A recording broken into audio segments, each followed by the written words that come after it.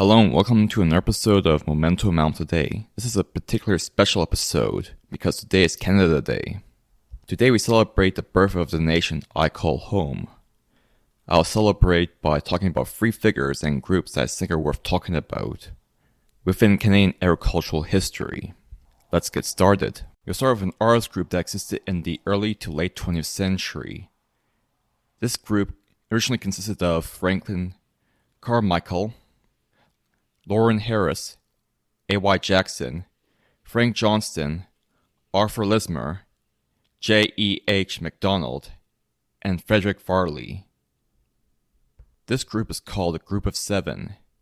Later on, A.J. Casson and Edwin Holgate, as well as Lamont Fitzgerald joined in 1932.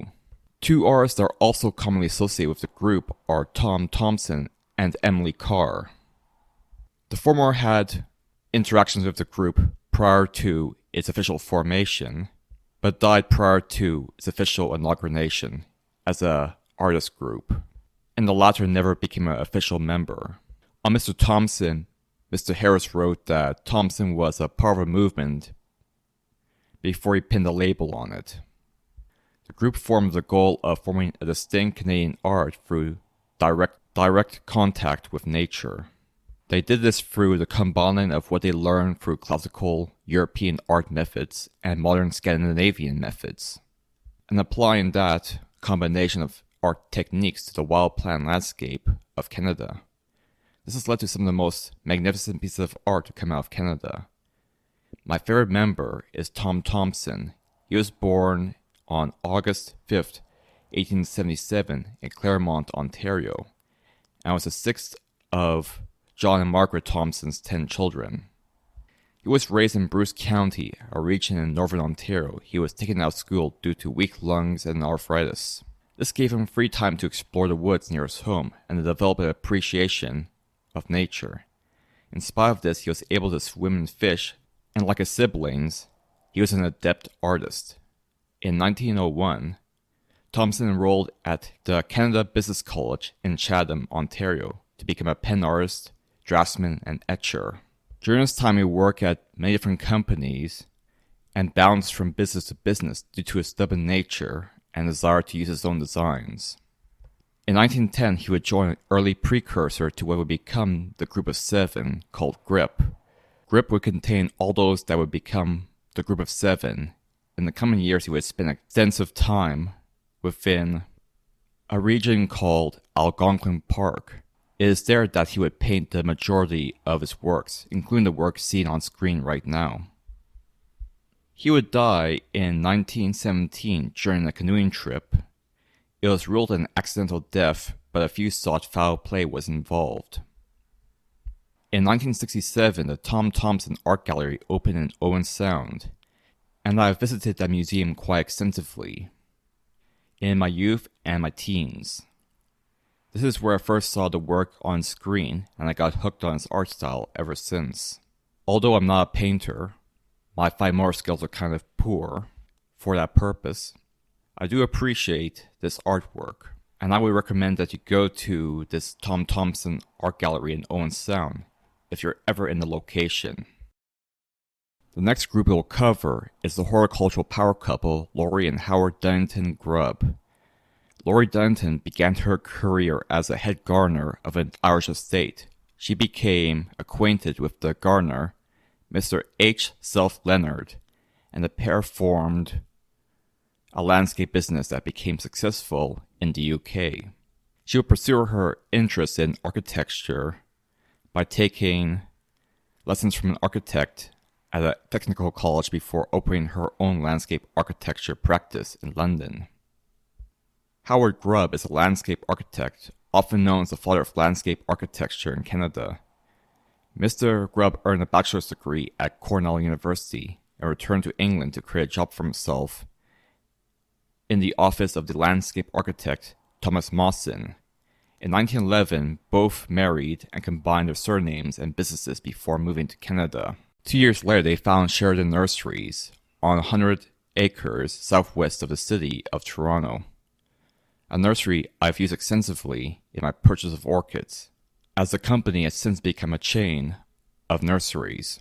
The landscape designs regularly included perennial sculptures and herbaceous borders. These landscapes were a combination of the methods of Gertrude Jekyll and Beaux Arts. The early projects were the Toronto Government House at Corley Park, Lawrence Park Estates, Gage Park, and McMaster University Entrance Park. This group would also collaborate with arts groups like the Group of Seven to make many of their great works. Very few of these initial landscapes would survive to modern times, but several have been immortalized in picture through Sheridan Nurseries. You can see a depiction of Gage Park on screen right now.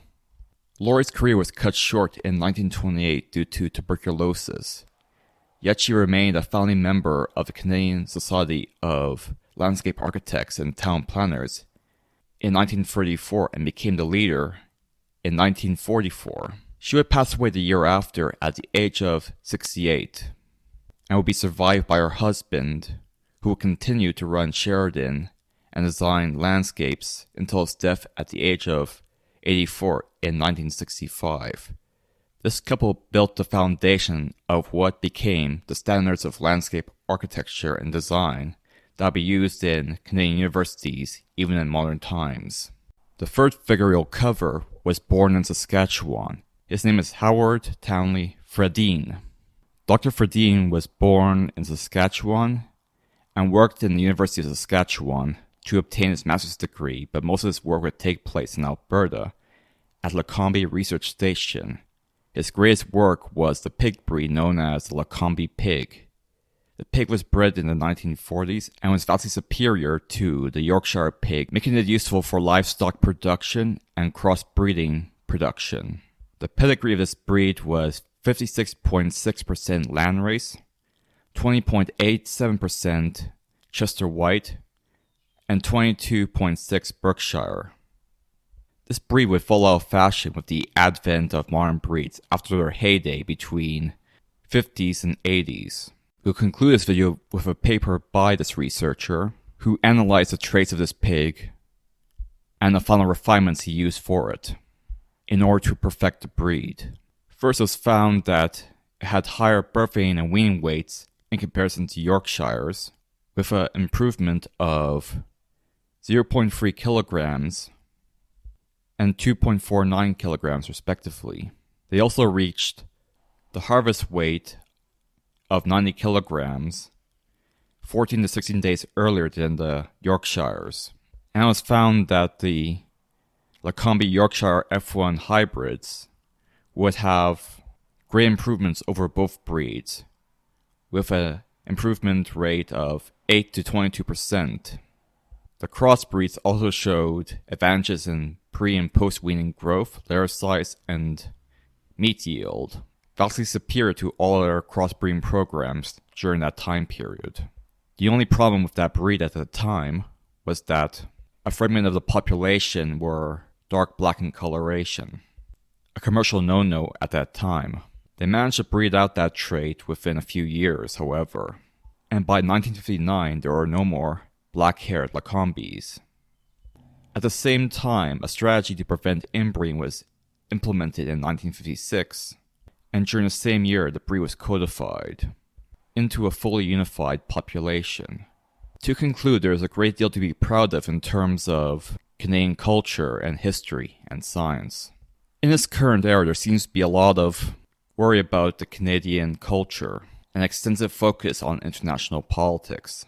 It is times like these that one must focus on what makes Canada great.